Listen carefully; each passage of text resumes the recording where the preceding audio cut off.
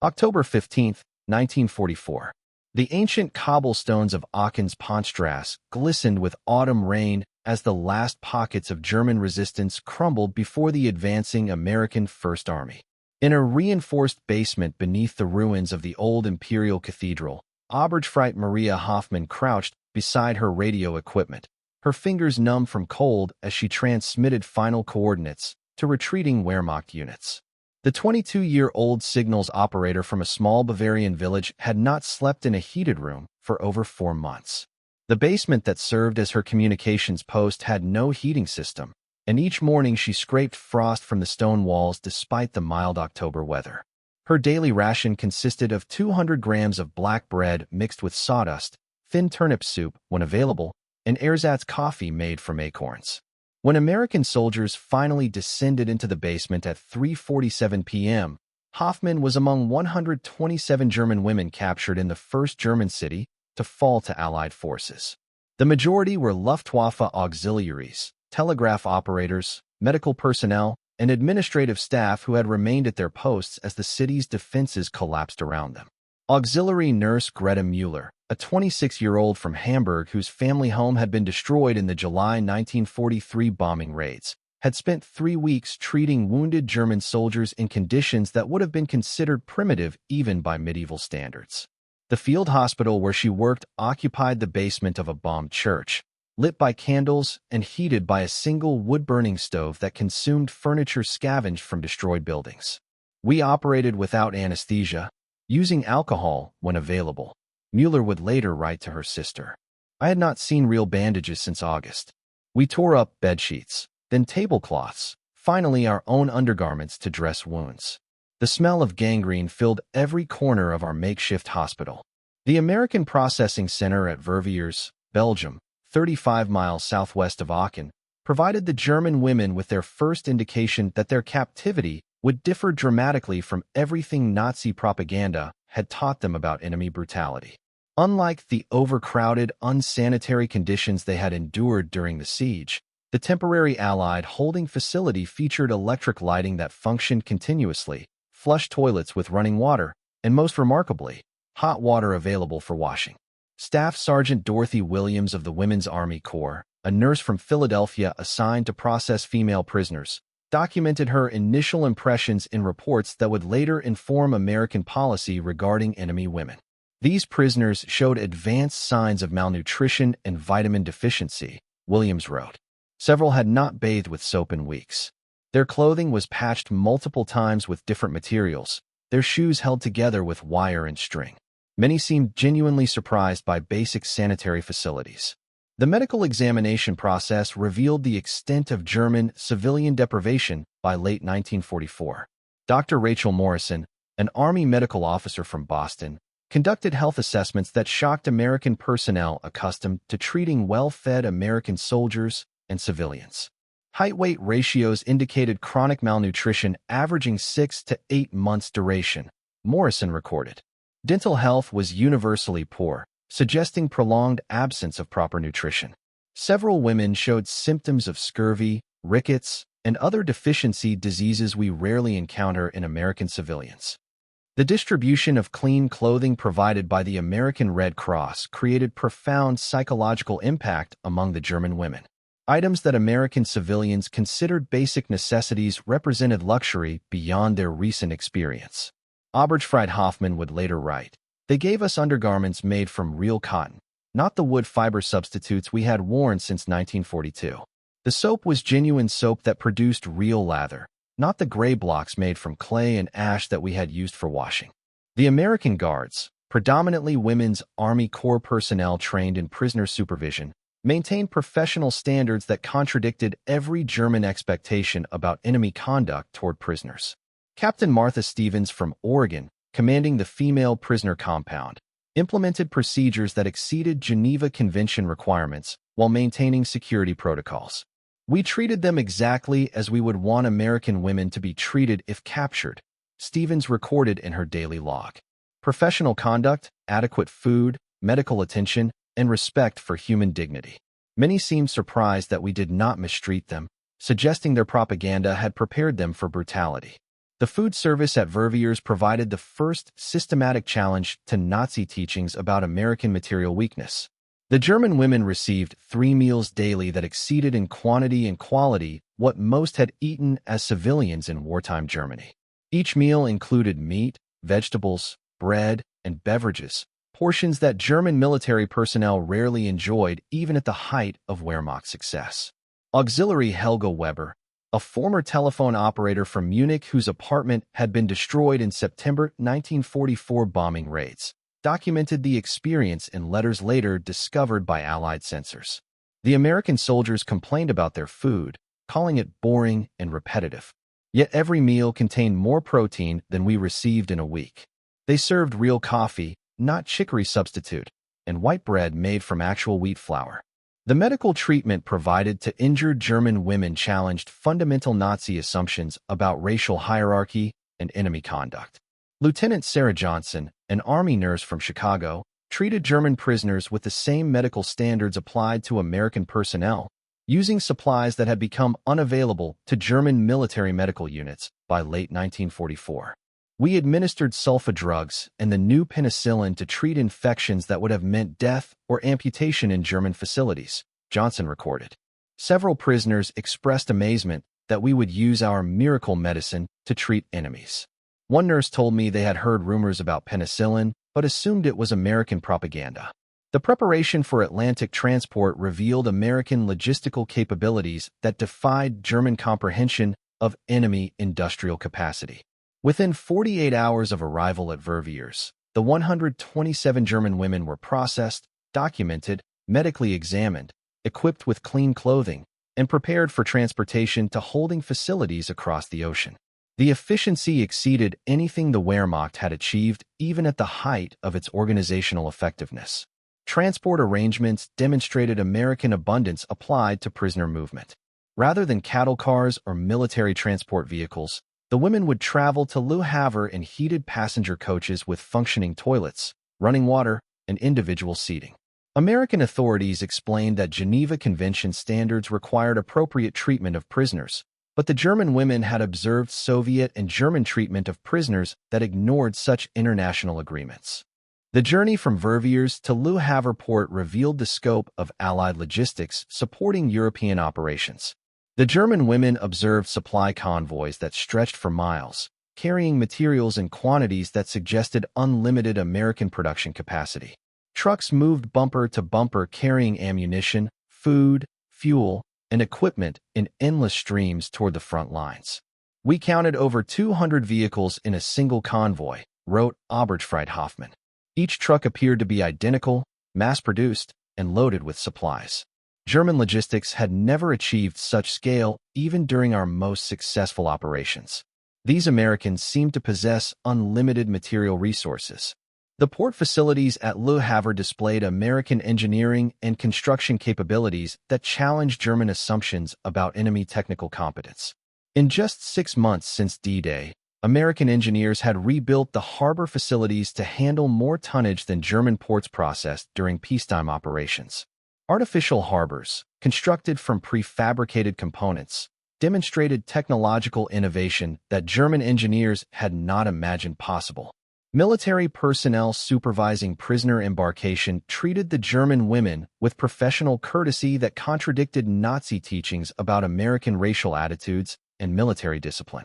African American soldiers, whom Nazi propaganda had described as savage and undisciplined, demonstrated organizational skills and technical competence that impressed even skeptical prisoners. Negro soldiers operated complex machinery for loading cargo, noted Auxiliary Weber.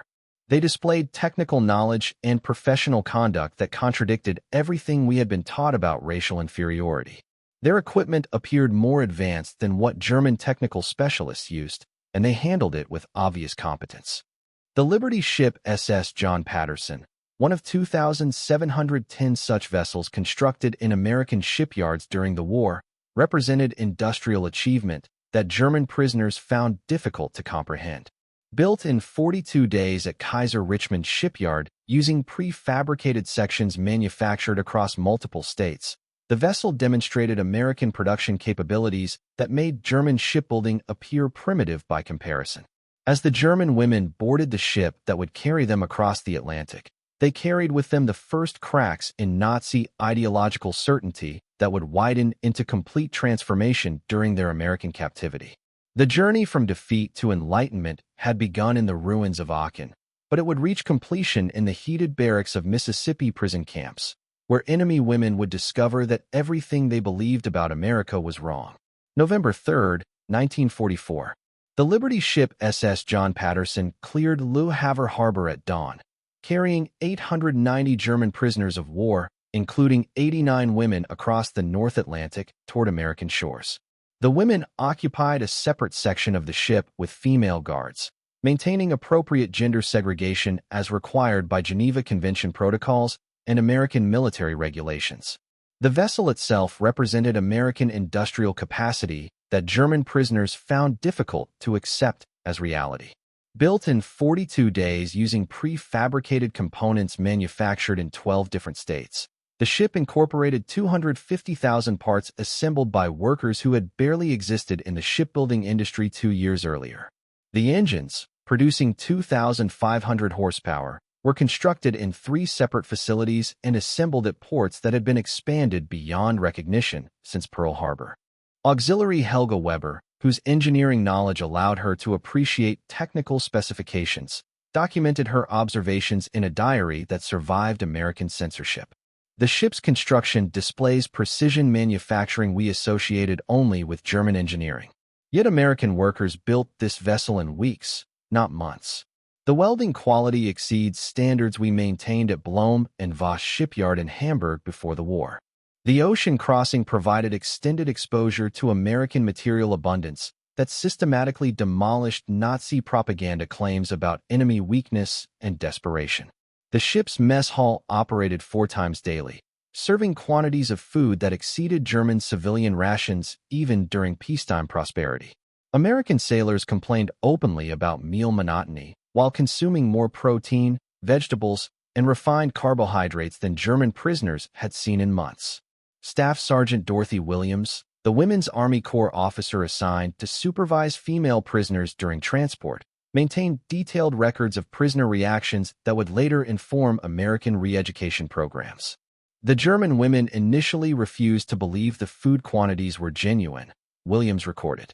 Several asked whether we were feeding them extra portions for propaganda purposes.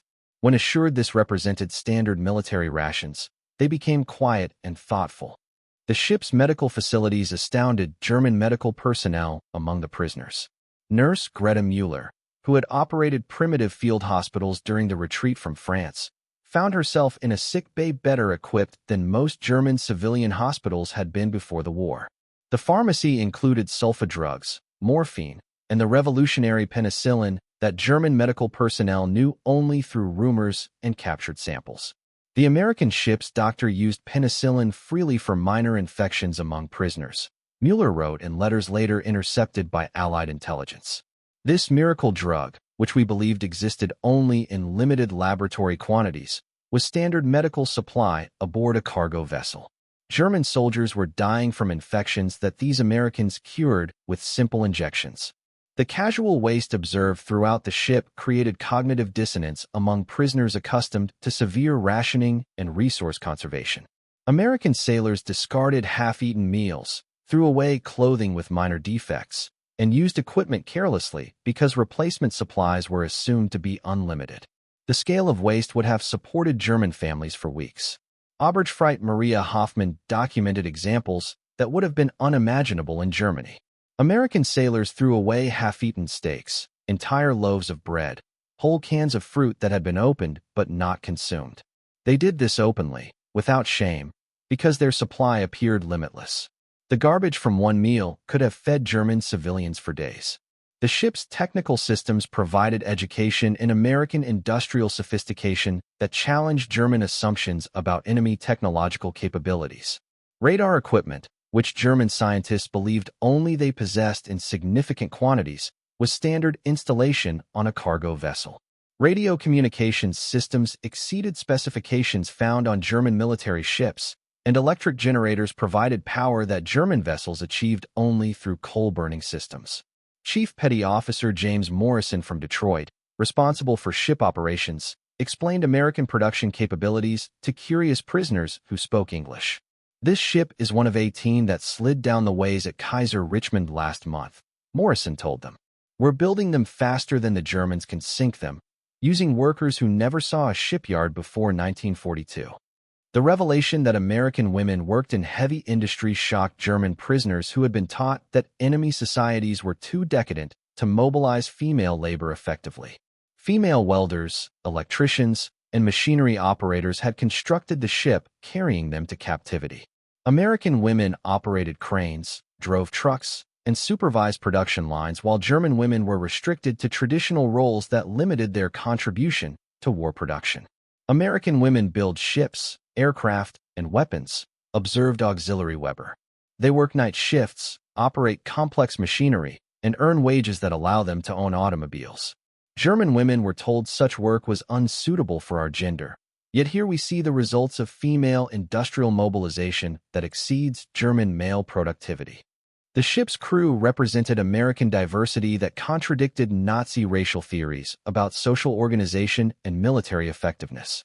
African American sailors operated sophisticated equipment, held positions of responsibility, and demonstrated technical competence that challenged every assumption the German women carried about racial hierarchy and military organization. Seaman First Class Robert Washington from Alabama supervised radar operations with skill that impressed even skeptical prisoners. The Negro sailor displayed technical knowledge superior to German radar specialists, noted Auxiliary Weber. He explained electronic principles with professional competence while maintaining equipment that functioned more reliably than German systems. This contradicted every teaching about racial capabilities.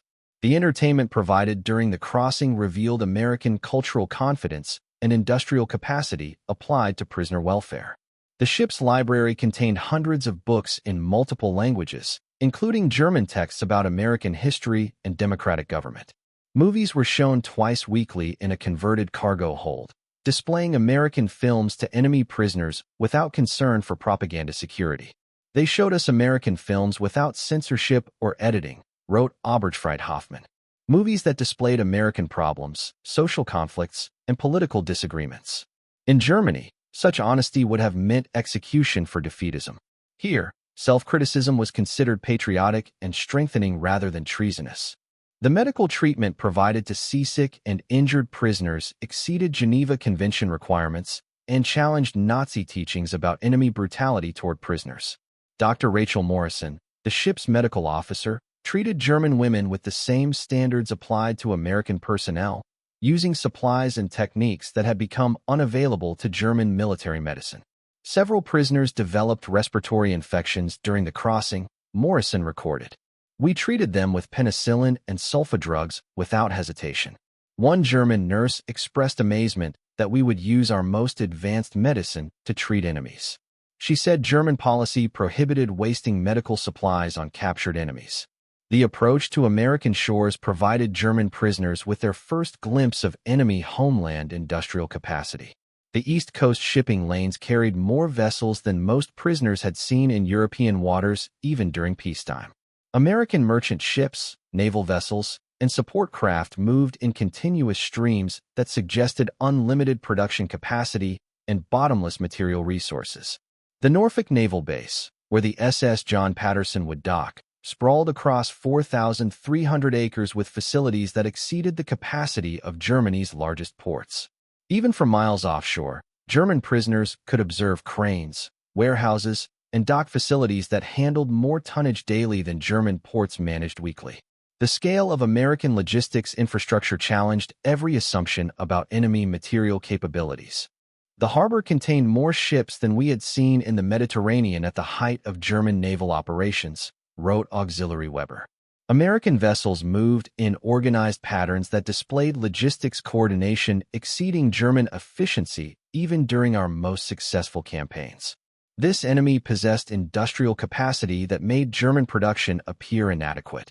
The final hours before docking provided German prisoners with preparation for psychological shocks that awaited them on American soil. The abundance they had witnessed aboard ship, they learned from guards, represented normal American military standards rather than special treatment designed for propaganda purposes.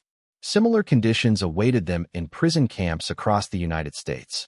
Lieutenant Colonel William Hayes, transport commander, addressed prisoners before disembarkation with honesty that German prisoners found remarkable. "You will be treated according to Geneva Convention standards and American military regulations," Hayes explained through interpreters. "The conditions you have experienced aboard ship represent normal American logistics and supply standards. You will find similar conditions in American prison facilities." As the SS John Patterson entered Norfolk Harbor on November 19, 1944, the 89 German women aboard prepared to set foot on American soil, with their ideological certainties already cracking under the weight of observed reality. The abundance, efficiency, and humanity they had experienced during the Atlantic crossing would pale beside what awaited them in American prison camps, where heated barracks and systematic prosperity would complete their transformation from Nazi believers to witnesses of democratic achievement. The journey across the ocean had carried them not just from Europe to America, but from ideological certainty to dawning realization that everything they believed about their enemies was wrong. The heated barracks of Mississippi prison camps would complete their education in American industrial might and democratic prosperity. December 1, 1944. The Norfolk Naval Base stretched across 4,300 acres of Virginia coastline, its piers accommodating dozens of ships simultaneously in a display of logistics coordination that shattered German preconceptions about enemy industrial weakness. As the 89 German women descended gangplanks onto American soil, they entered a world that contradicted every assumption Nazi propaganda had planted in their minds. The port facilities alone handled more cargo tonnage daily than Germany's largest harbor managed weekly even during peacetime operations. Electric cranes moved continuously, lifting containers and equipment with precision that exceeded German engineering standards. The mechanization impressed even skeptical prisoners accustomed to German technical superiority claims. Auxiliary Helga Weber, whose Munich engineering background allowed technical appreciation, counted 47 cargo ships in various stages of loading and unloading operations. Each crane lifted loads that would have required dozens of workers and horses in German facilities, she documented in her secret diary. They operated with electric power continuously, smoothly, without the coal smoke that choked German industrial centers. The march from ship to waiting trains provided German prisoners with their first extended observation of American civilian prosperity. Along the route, they passed parking lots containing hundreds of automobiles belonging to dock workers, ordinary laborers who owned private transportation that remained unavailable to most German civilians even before the war began. Staff Sergeant Dorothy Williams, supervising the women prisoners movement, noted their reactions to American civilian abundance. "The prisoners stared at worker parking lots filled with private automobiles," Williams recorded. Several asked whether these vehicles belonged to military officers or government officials. When informed they were owned by dock workers, the prisoners became silent and thoughtful. The revelation that American industrial workers drove personal automobiles to their jobs challenged fundamental Nazi assumptions about social organization and economic distribution. In Germany, private car ownership remained restricted to party officials, military officers, and wealthy industrialists. The Volkswagen program, promised to German workers since 1934, had delivered fewer than 1,000 vehicles to civilians before being converted to military production. Negro workers at the port drove automobiles to their jobs, observed Oberstfreit Maria Hoffman in letters later intercepted by American intelligence. These people, whom we had been taught were inferior and oppressed, possessed luxuries beyond the reach of German middle-class families. They operated complex machinery with obvious competence and earned wages sufficient for automobile ownership. The train station revealed American transportation infrastructure that defied German comprehension of enemy logistics capabilities. Rather than freight cars or basic passenger wagons, the German women boarded heated Pullman coaches with individual seats that converted to sleeping berths, dining cars equipped with white tablecloths and silverware, and observation cars featuring panoramic windows for viewing American countryside. "We boarded like tourists rather than prisoners," wrote Auxiliary Weber. The seats were cushioned, The cars were heated, and American guards apologized that air conditioning was not functioning properly. Air conditioning in passenger trains represented luxury we believed existed only in Hitler's personal railway car.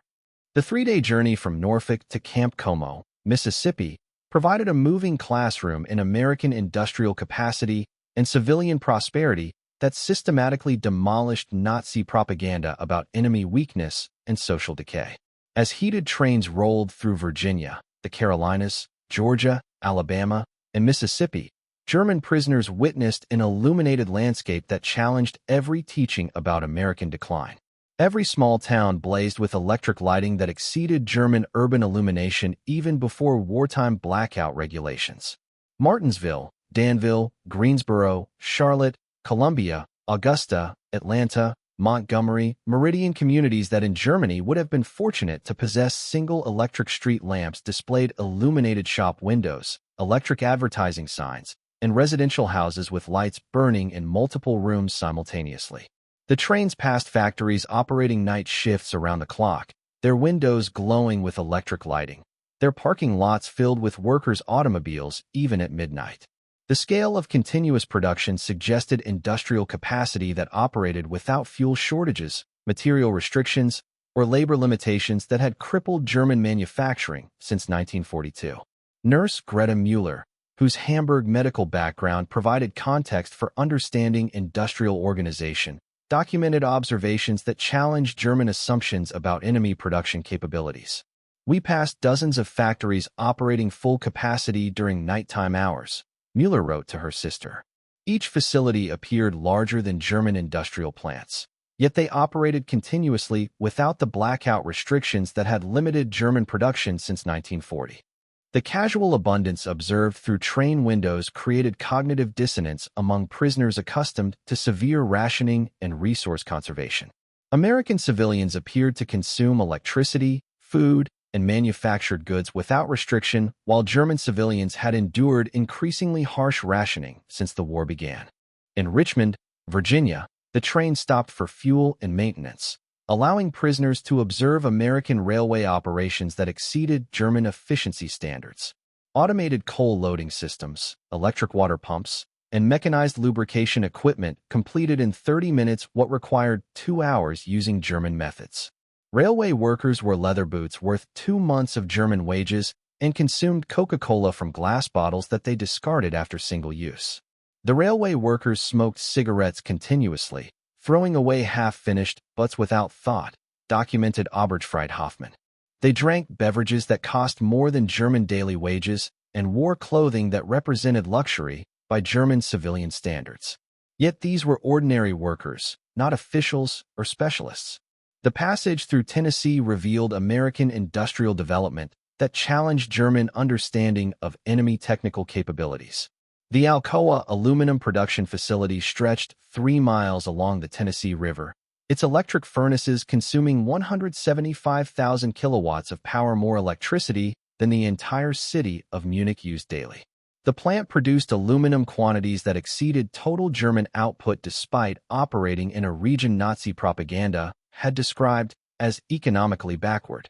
Auxiliary Weber, whose engineering knowledge provided technical context, calculated power consumption that defied German assumptions about American industrial capacity.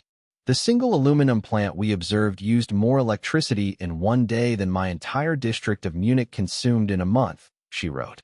American industrial electrification exceeded German capabilities by margins we had not imagined possible. Near Louisville, Kentucky, the train slowed while passing the Rubbertown synthetic rubber production complex, 4 massive facilities constructed in 18 months from empty fields. Each plant employed thousands of workers and produced synthetic rubber using German-invented processes that American chemists had improved beyond original German specifications.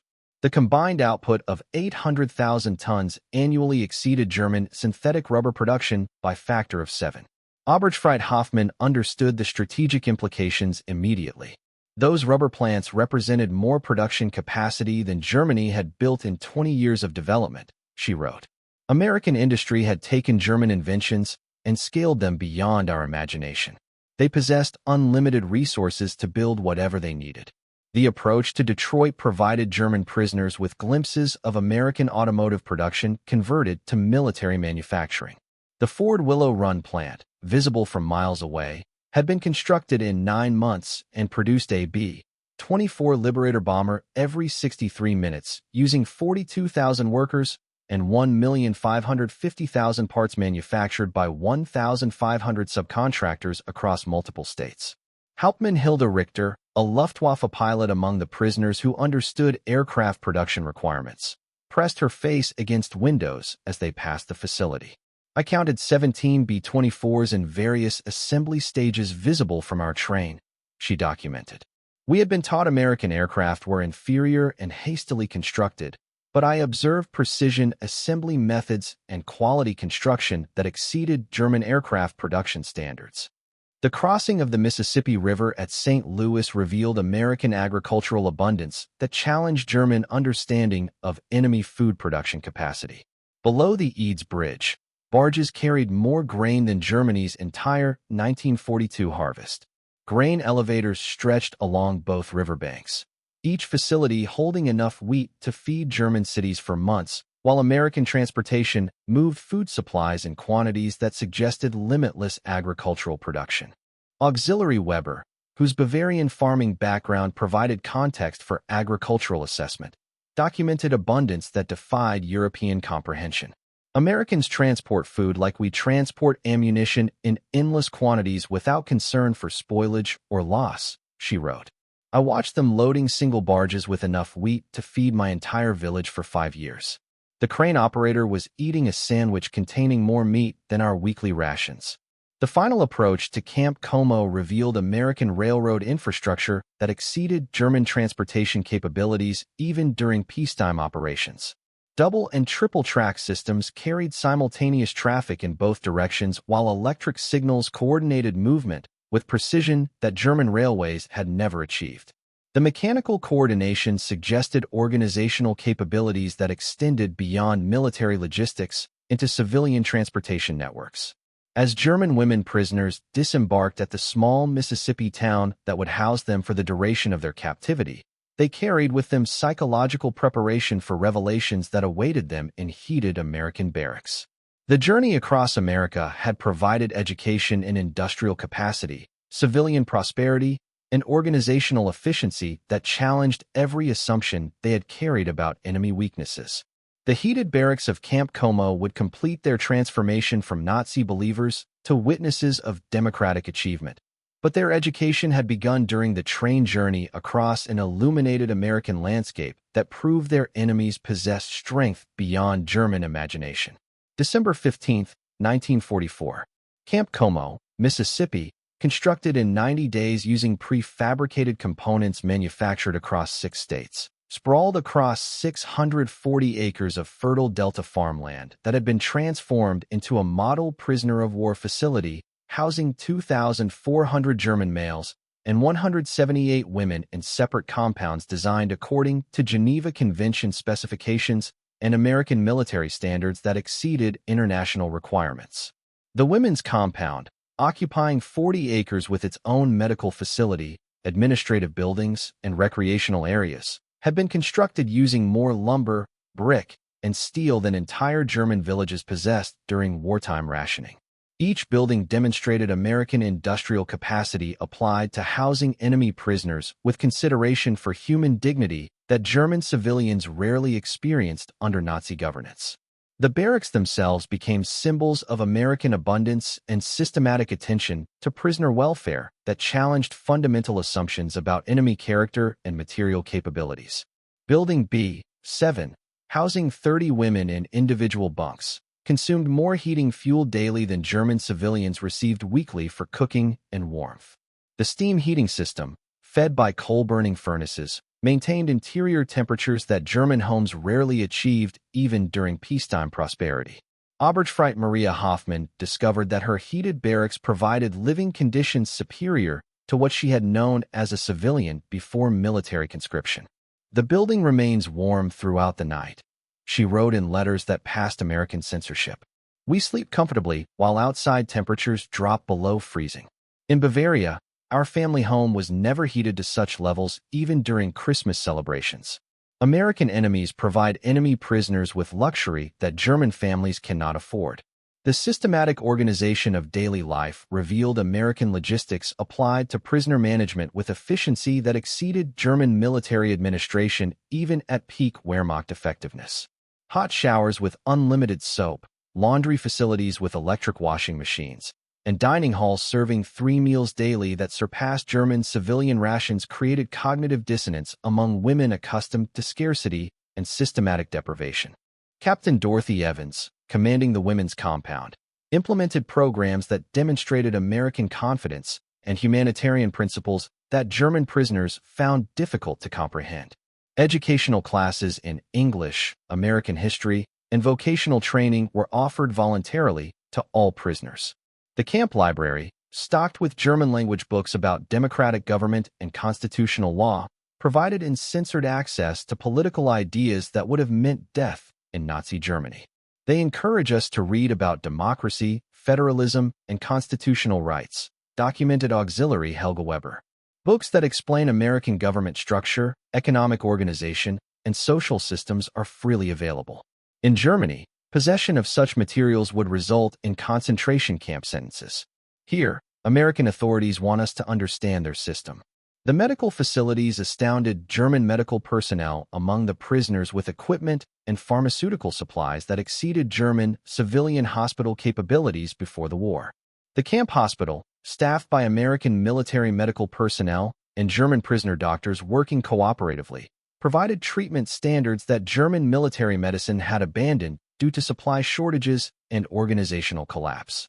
Nurse Greta Mueller found herself working in conditions that challenged her understanding of enemy material capabilities and humanitarian principles. The American camp hospital possesses X-ray equipment, surgical instruments, and pharmaceutical supplies including penicillin that we use freely even for minor prisoner ailments, she wrote.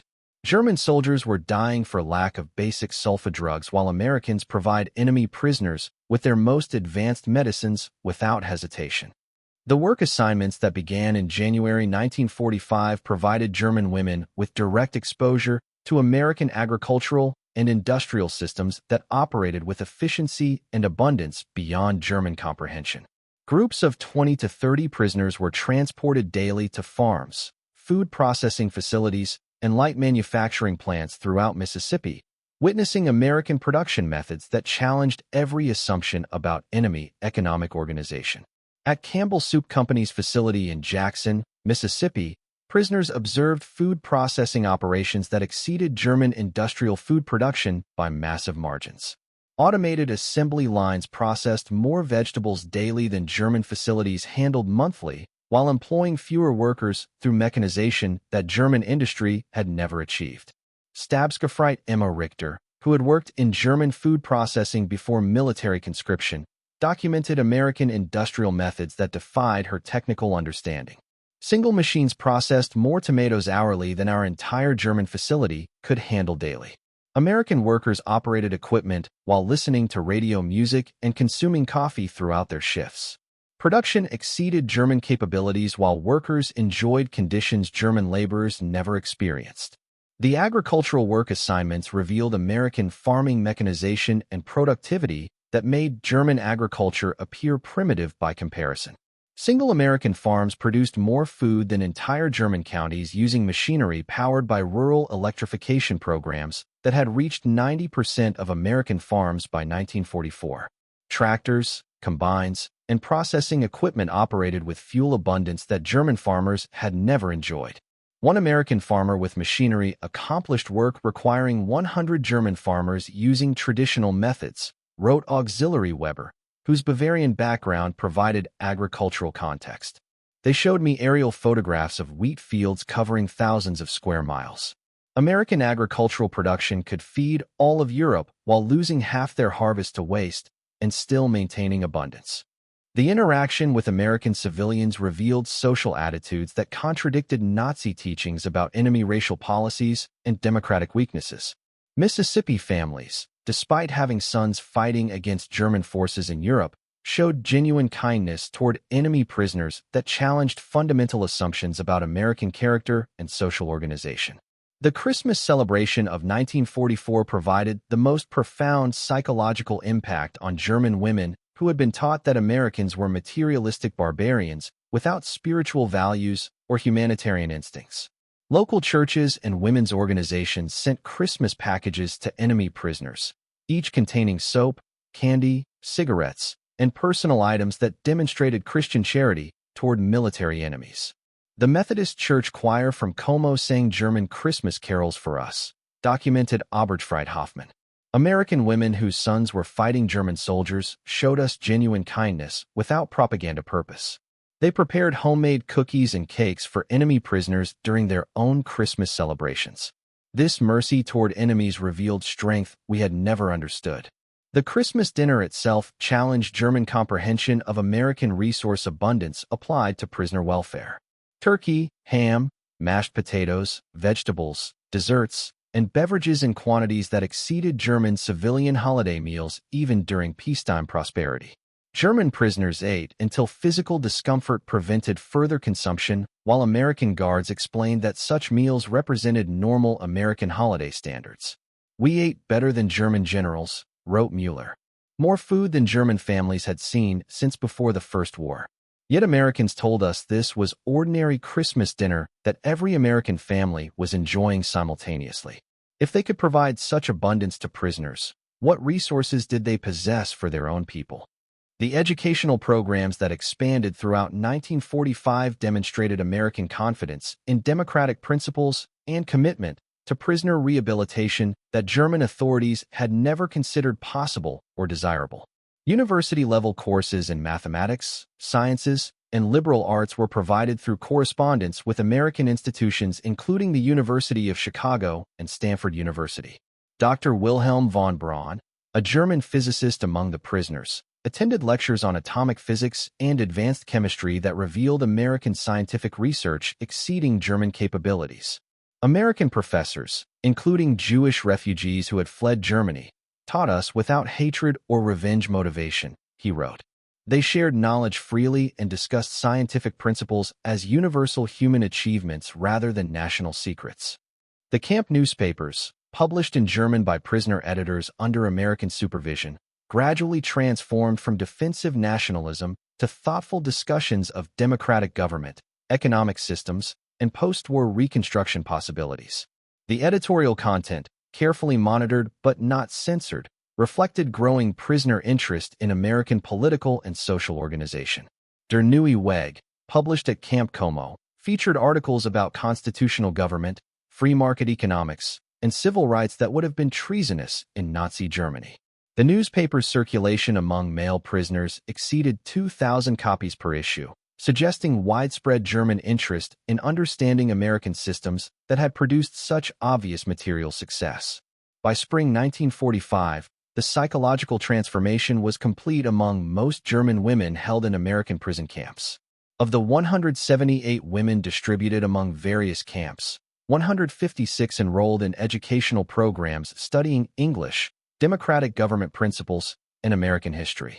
The camp library's German-language sections were used extensively as prisoners sought to understand political and economic systems that had created such abundance. The surrender of Germany in May 1945 produced mixed emotions among prisoners who had experienced better living conditions, more personal freedom, and greater human dignity as enemies in American custody than they had known as citizens under Nazi rule. Many expressed reluctance about repatriation to a destroyed homeland, while others were eager to apply democratic principles learned in American camps to German reconstruction. The final statistics documented one of history's most successful prisoner rehabilitation programs.